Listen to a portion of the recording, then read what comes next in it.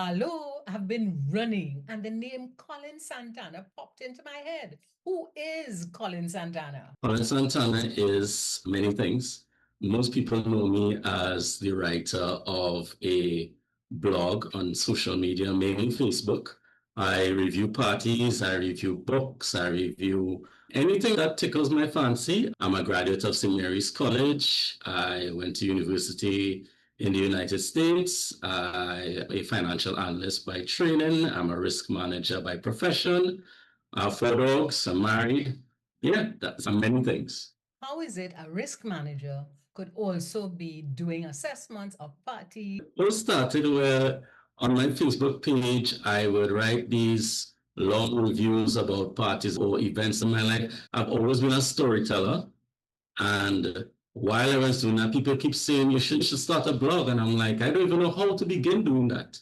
I said that for a few years, and eventually I was like, let me look into this and see how difficult it is. It turned out to be quite easy. You just have to create a page and just start putting stuff out there. And the good thing about it for me was I never had difficulty in writing. People would think that these long diatribes or monologues would take a long period of time, but once I get the idea, I get going. It just snowballed from there, and 6 years later, here we are. 6 years later, the risk manager is now a writer, a blog writer, successfully.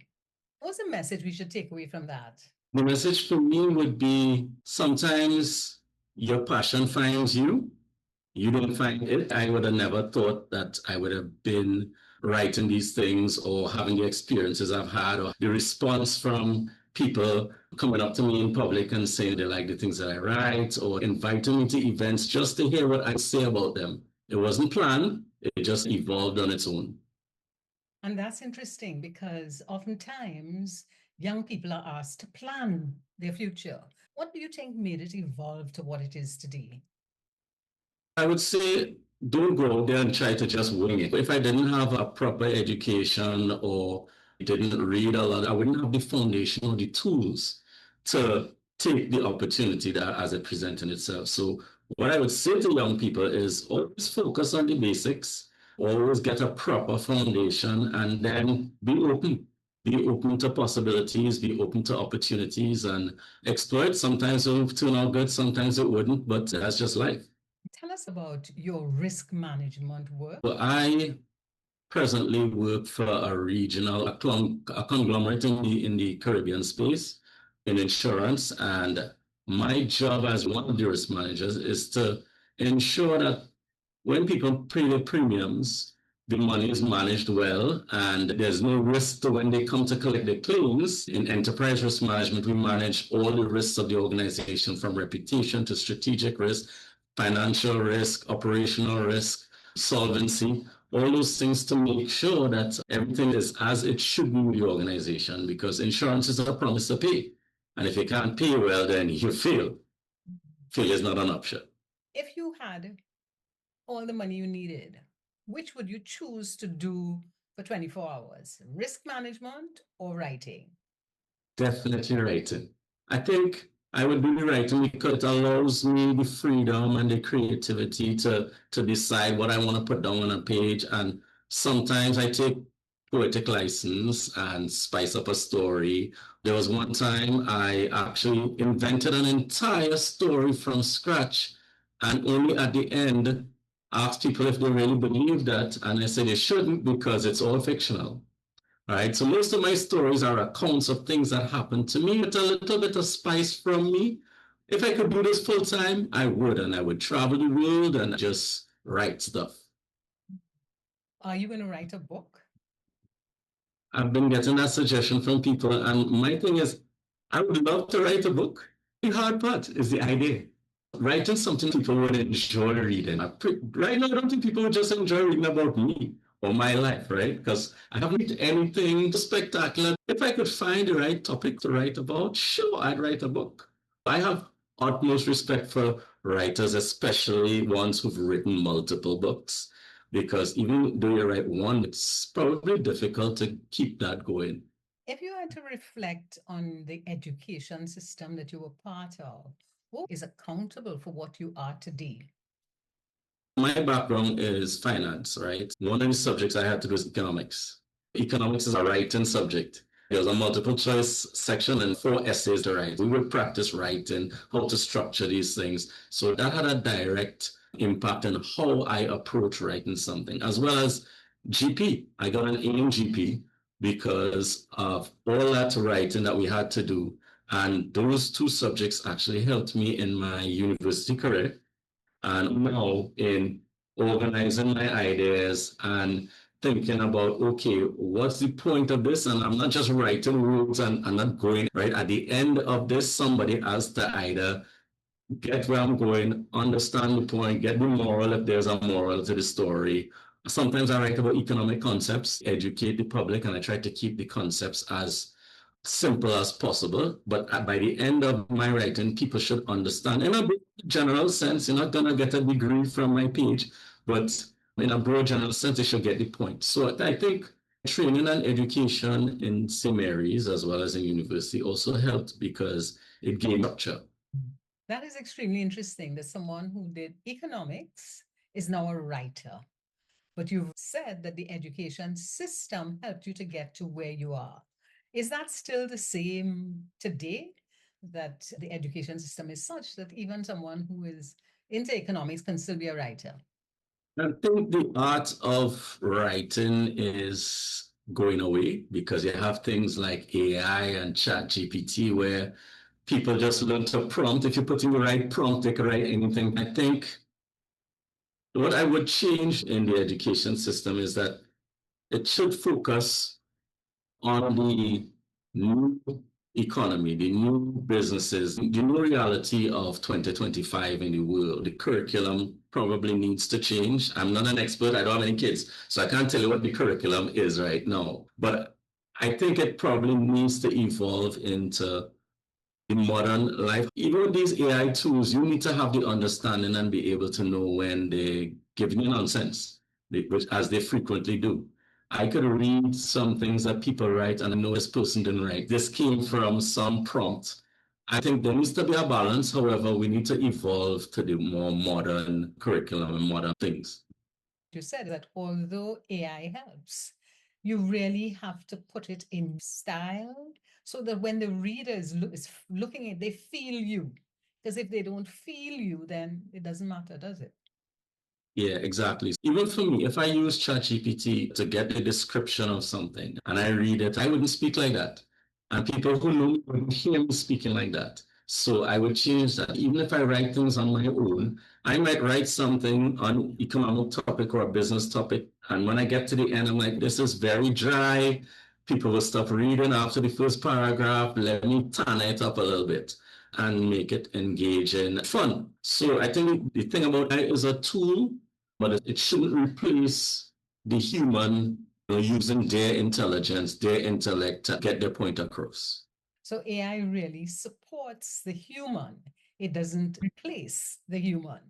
Agree. Tell me, if you had to give advice to a young person who wants to be a writer, what would you advise them to do? Well, before you can be a writer, you have to be a reader.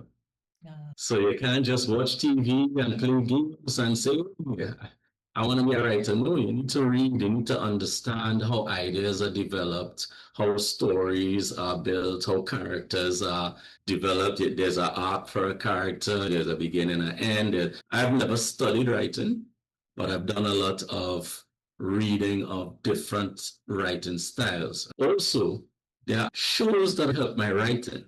Shows like Frasier, the delivery of the jokes, the development of the story in that 30-minute episode actually helps me to structure certain stories and to deliver a joke that the punchline will be delivered at the end of the story. But I have to build in certain elements along the way so that when you get there, it makes sense. You're like, that's what he's saying. If you want to be a writer, you have to be a reader, you have to be a researcher, you have to take in knowledge, you have to have experiences.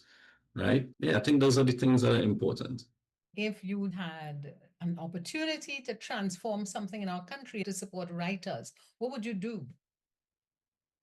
To support writers, I think we will have more workshops, less focus on social media and videos, and because I've made bones with my self already that my audience will be limited to a certain section of the society because a lot of society they want fast paced, quick delivery, 30-second videos, 1 minute videos. And so writing is, I wouldn't say dying, but it's not where I would like it to be. So I think even if you have more creative writing classes and workshops and even fairs where people could come and meet writers, talk to writers and understand what they're about, help the kids as well. Writing helps you look at the world in a different way. I also do photography. Photography and writing are almost similar because in photography, you're painting a picture. You're trying to get the viewer to see what, and that's what writing is. When I write, I structure my ideas, but then I try to deliver it in a way that I would be delivering it to you the way we're talking right now. Interestingly, you are a photographer, a writer. So tell me, how did you get to all of that? As I said, during COVID, I was on YouTube a lot, and I came across these photographers and vloggers. I had no interest in photography. I wanted to be a vlogger, do all the video editing and all of that. And then I noticed that all of the people who had these videos, they were photographers, traveling the world, taking pictures. So I bought my first professional camera and lenses. I used to go out Trinidad with a hiking team. And then whenever we did hikes to a waterfall, I would take a picture, I'd try to edit it and see how it would look. Slowly, I taught myself photography through these YouTube videos. And my wife will get vexed when I say this, but taking a photography trip to Iceland, traveled around for 11 days, took a lot of pictures of all the waterfalls, glaciers, whales, and different things like that. It's on my Instagram page, which I only put photography. Went to Portugal, took some pictures in Portugal and Madeira. During COVID, the writing was always part of me and me telling stories. I tell stories even when I'm not writing. When I'm playing football, we hang out after. I tell stories in the office. I stumbled into risk management. I'm a chartered financial analyst. I have a finance degree. I have a risk management designation, but I got that later on. I used to work on Wall Street for 5 years, came back to Trinidad, did some banking, and then there were changes at the bank, and I ended up going into the insurance company, not knowing anything about risk management. They were just starting their risk management program. I've been in the organization about 11 years now, off and on, 5 years and then 6 years. And it just evolved. And again, taught myself risk management, did a risk management qualification. I'm pretty open to trying new things and trying to teach myself things. So yeah, that's just my personality. What I am hearing is that you understand accounts, figures, numbers, and you can work with that. But you also understand the creativity side, photography, writing. And that to me is a good message for our young people that you don't have to be either an accountant, but you can bring both of them together. Yes. If you limit yourself to one thing, you're basically limiting your life and life experiences to that. As I said, when I got into photography, I started to look at the world differently. I started to notice things that I never used to notice before. Sunrises, sunsets. It might just be a leaf on the ground or repeating patterns of flowers. I'm sitting here talking to you now in my home office. There's a window I'm facing on the mountains behind me. There are pretty trees and they lit up for a while, they went away, and now they're lighting back up again. What I'm saying is don't limit yourself to one thing. I'm an avid sports person. I play football, I play cricket, football, cricket as well. I play all over the country. I used to play in the Oval. I captained St. Mary's cricket team for 5 years. And in June, I'm going to play football in St. Lucia in an over 40 tournament.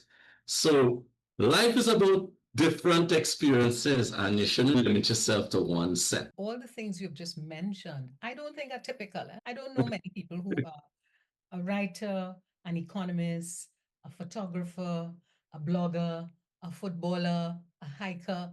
So, as we bring this interview to an end, tell me, what would you like our listeners to remember from what we've talked about? Remember to be open to different experiences. Make sure that you put yourself in a position that you can seize different opportunities. Always remember life is many different facets and to embrace diversity. if everything is the same, then there's no enjoyment really. If you and I are the same, then one of us are redundant, so that doesn't make any sense.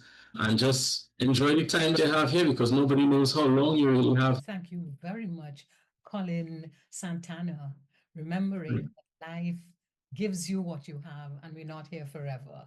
It was a pleasure.